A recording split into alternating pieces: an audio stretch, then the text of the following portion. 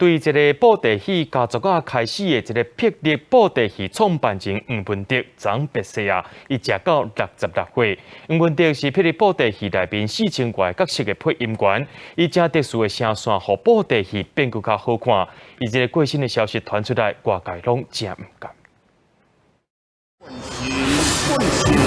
本性乱如转都是转型，老有心思做慢活，将那父母换变天。霹雳布袋戏经典角色所反映的口碑，就是由艺师黄文德配音。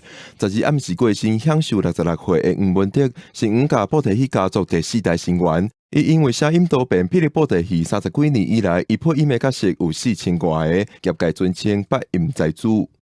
霹雳系列里面的角色全部都算了，包括路人甲、路人乙都是。一般人配金龟称，他可能是用一个鼻音，就是说，阴奇郎，我跟你讲，招去到位。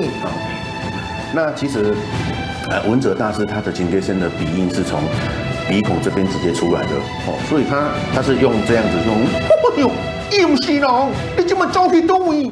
比拼过去由黄文德一个人包办侪角色的配音，霹雳今麦已经成立配音的团队，那培养新一代的配音员，嘛是咧找出一条传承布袋戏的路。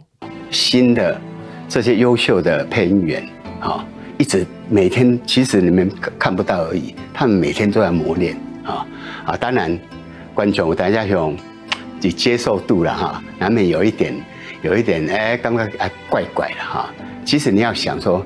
这个东西如果要100年传承啊，一直传下去的话，还是必须要有一些做改变啦。黄文德过身的消息传出，真侪戏迷拢伫霹雳布袋戏的面前表达唔甘。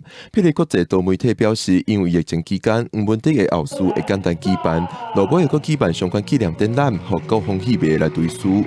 记者郭文长随综合报道。